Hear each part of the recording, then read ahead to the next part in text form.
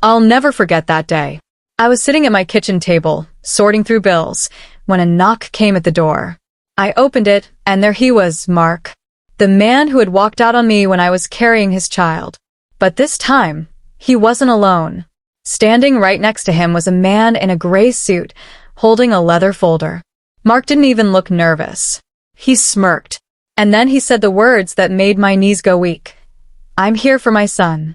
I'm Hannah, I'm 33, and when I first met Mark, I thought he was charming, funny, the kind of man you could trust. We fell in love quickly, maybe too quickly. Within months, I was pregnant. I was scared, of course, but excited too. I thought we'd build a family. But the moment I told him, everything changed. He started pulling away. He'd come home late, avoid conversations, and pick fights over the smallest things. And then one night he was just gone. No note. No explanation. Nothing. I was left alone, holding my belly, wondering how I'd raise a child without him. The months that followed were the hardest of my life. I worked 2 jobs, leaned on my mom when I could, and somehow I made it through. I gave birth to a beautiful boy, Ethan. The first time I held him, I knew I'd fight the whole world for him if I had to. And that's exactly what I did. Life wasn't easy, but we had each other. Ethan grew up surrounded by love. He was kind, funny, and full of questions. Every birthday, every first day of school, every scraped knee, I was there. And Mark? He never once showed up. No calls. No letters. Nothing. It was like he had vanished from the planet. Until now. Standing in my doorway, years later, looking like he hadn't aged a day, he had the audacity to claim he wanted his son back. Or, as his lawyer politely put it, joint custody. My chest tightened. How dare he? After everything Ethan and I had survived, I tried to stay calm. You don't get to waltz back in and demand rights, I told him. My voice shook, but I meant every word. Mark shrugged, as if my pain meant nothing. The court will see it differently. I'm his father. The arrogance in his tone made me want to scream. But I knew yelling wouldn't solve anything. I told them both to leave. The lawyer gave me a smug smile and said I'd be hearing from them soon. And then the door clicked shut. I stood there, frozen, my hands trembling.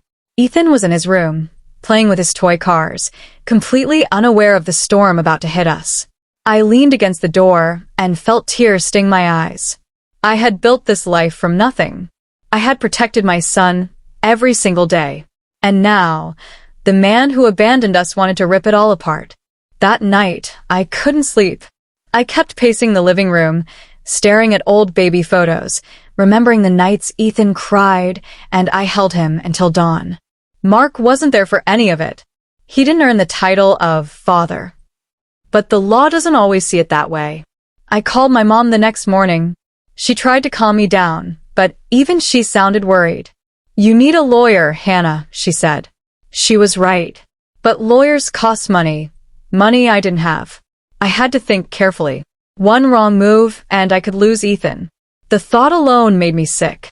By the way, let me know in the comments where you're watching from. It always amazes me how far these stories reach.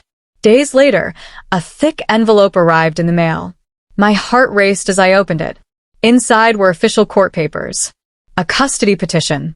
Mark was really doing this. I sat on the couch, clutching the papers, my mind spinning. How was I going to fight this? Could I even win? And then I noticed something in the paperwork. A detail that made my stomach drop and gave me a spark of hope at the same time. But that, I'll tell you in a minute. My hands shook as I stared at the court papers. I felt like the room was spinning. Mark wanted joint custody. But then I noticed something strange in the petition, something that made my blood boil. He had listed himself as a stable parent with financial security and a healthy environment. Can you believe that? This was the same man who walked out when I was pregnant. The same man who never paid a dime in child support. He hadn't even sent Ethan a birthday card. And now he wanted to paint himself as the perfect father in front of a judge. I knew I needed help, but I was broke. So I started doing what I always did, digging deep, finding a way. I researched lawyers who offered free consultations, called every office I could, begged for someone to hear me out. Finally, one woman listened. Her name was Sarah. She believed me. And most importantly, she believed in Ethan. We prepared for court. I gathered years of evidence. Medical bills I paid alone, school records with only my name, text messages where Mark had ignored me. I even had photos and videos of Ethan's milestones, every single one without his father. When the court date came, I was terrified. I walked into that cold room with sweaty palms, clutching my folder of documents.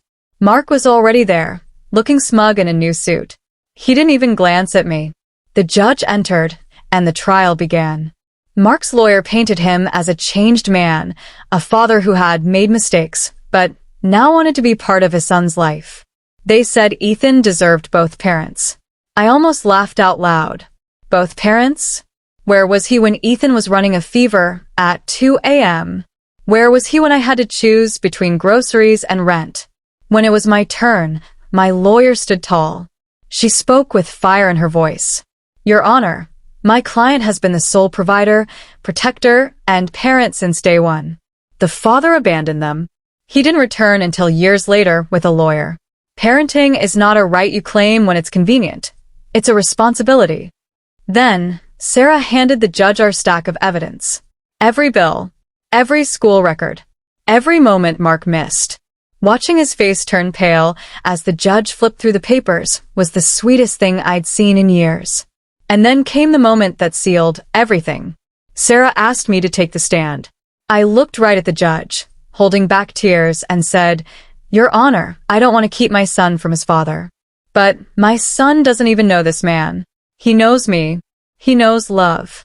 If you rip him away from the only stability he's ever had, it will break him. The courtroom went silent. Mark didn't even try to meet my eyes. The judge leaned back, thoughtful. After what felt like forever, he finally spoke. Custody will remain with the mother. The father has no grounds for joint custody. Limited visitation may be considered in the future if deemed appropriate. I nearly collapsed from relief. I had won. Ethan was safe. After court, Mark stormed out without a word. No apology. No shame. Just anger. And honestly, that told me everything I needed to know. He wasn't back for Ethan. He was back because he hated that I built a life without him. Driving home, I felt lighter than I had in years. Ethan was waiting at my mom's, smiling when I walked in. He didn't need to know the details. He just needed to know I'd always protect him. And I always would. Looking back now, I realized something important. People will try to rewrite history when it suits them. But the truth doesn't disappear. The truth protects you if you stand tall and fight for it. So, what would you do if your ex walked back into your life years later, demanding rights they abandoned? Would you fight? Or would you forgive? Thanks for listening to my story. If you want to hear more true stories like this, make sure you hit subscribe.